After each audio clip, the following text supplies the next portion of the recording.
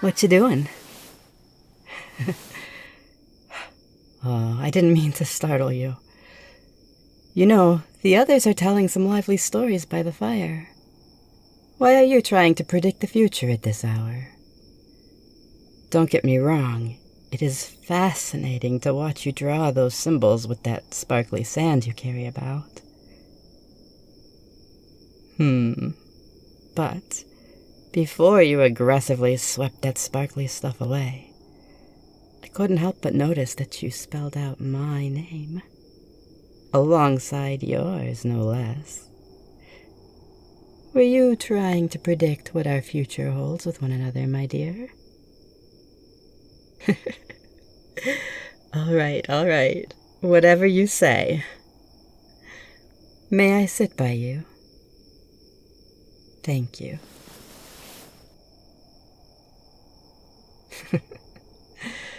Is that so? You're truly trying to predict the future simply because of my wound? I doubt that. But either way, I've overcome far worse. For example, getting the cold shoulder from a very particular sorcerer over and over again. But I mean it when I say that there is no need to fret. Besides, our quest is nearly complete. All that's left now is to deliver the chest to the commissioner, and we will be generously rewarded. How's trying to get that spell to crack it open going? Is something the matter? Could it possibly be that you're sad we'd have to part ways? My, I didn't know you thought of me so fondly. Well, I suppose that isn't the case, considering the look you're giving me.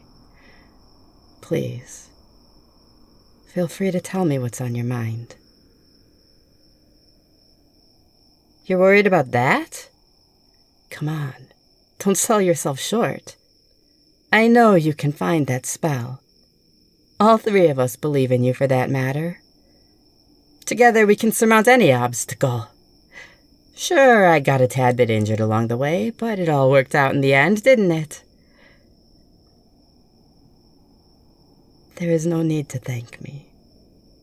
I'd gladly take that blow for you over and over again, if it meant keeping you safe, my dear. And if it means I get to keep seeing your cute, flustered reactions.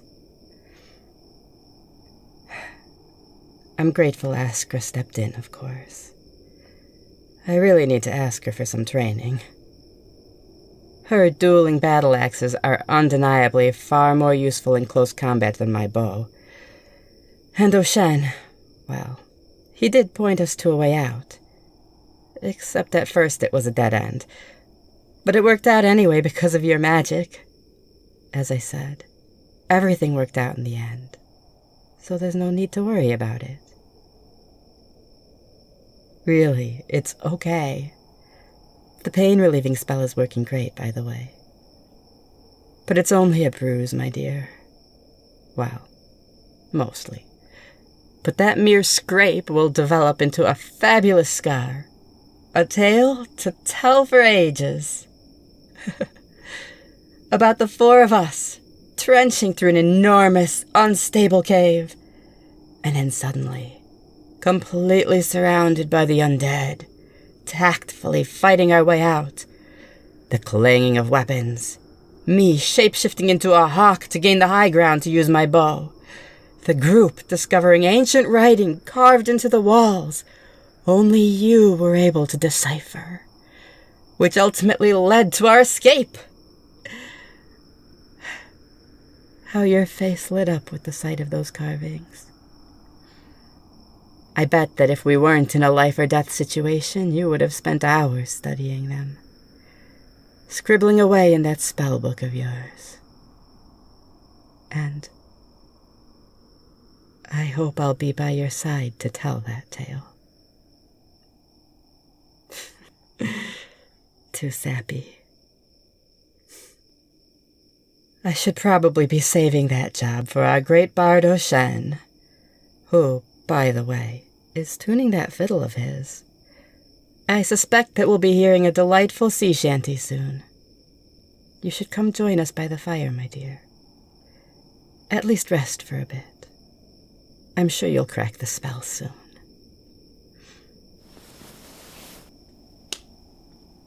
Huh? What?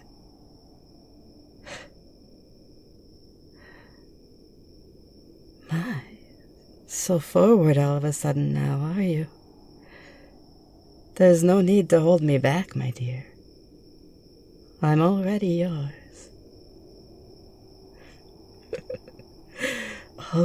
All right. Sitting back down.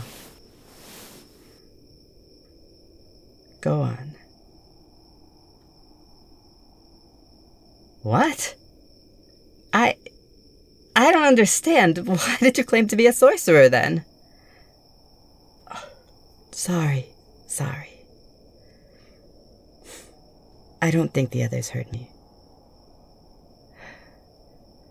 Wizards have my utmost respect, of course, but the entire village believes that you're... the reason why you were hired was because of your magic abilities. What would it matter that you're a wizard rather than a sorcerer?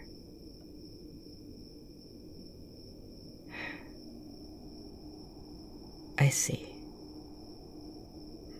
But I'm sure the chest can be unlocked by any who wields magic. I may not know much about this sort of thing, but magic is open to anybody who is devoted to using it, right? One mustn't limit themselves simply because they were not born with magic abilities. I'm sure if you keep trying, find some sort of loophole, you can... My dear, I'm sure it will be all right. I hate seeing you so distraught. What are you saying? You are not any less powerful simply because of your heritage. If anything, you are more admirable for climbing to where you are now. Whether it be telling fortunes for the village folk, or casting spells to ward off enemies, you are incredible.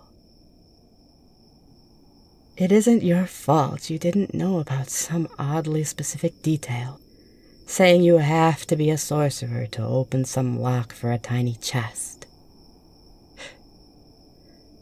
And no matter what the outcome is, whether you can open it or not, the three of us will support you no matter what. We're not just questmates. We're friends. And we've got your back. What do you mean undeserving? No matter what, your powers are your earned skills. You put your heart and soul into your work. We won't tell the village. I understand you'd want to keep your reputation. If it doesn't work out, we can just come up with an excuse and find some random sorcerer. But for now, let's keep trying. I'll be right here, my dear.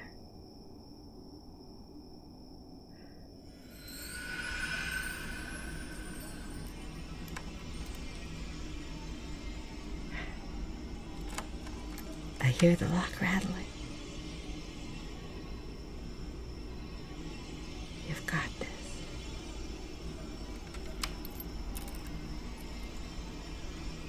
Just a little more.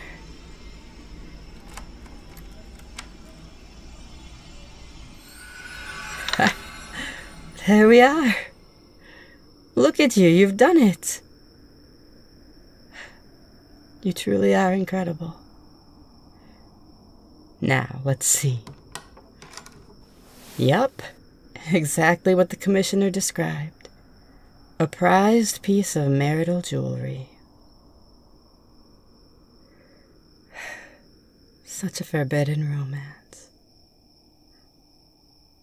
Who would have guessed that the undead that attacked us were really her deceased wife's family? I suppose they hated her kind so much that they guarded her wife's grave. But here we are, uniting them once more with this lovely chain of silver, beholding an iridescent twisted seashell, a symbol devoting their love to one another. I guess that family of sorcerers were truly magic gatekeepers, huh?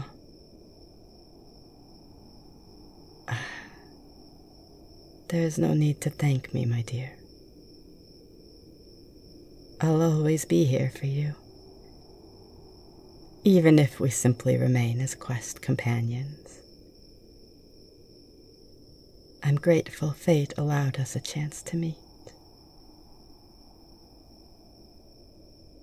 Huh? You want? I mean, yes. If you're offering, then...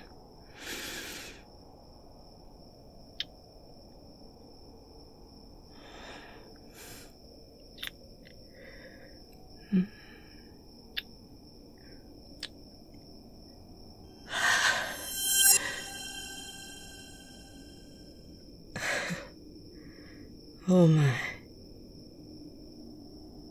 Forgive me. This was subconscious. I've never been so flustered to the point. I can't bear to open my eyes. Tell me, what animal am I? Huh. I can live with that. Shape-shifting into a cute kitty cat can serve as an excuse for me to lay on your lap by the campfire. Or I can return to my regular form, of course, if you'd like to continue this further.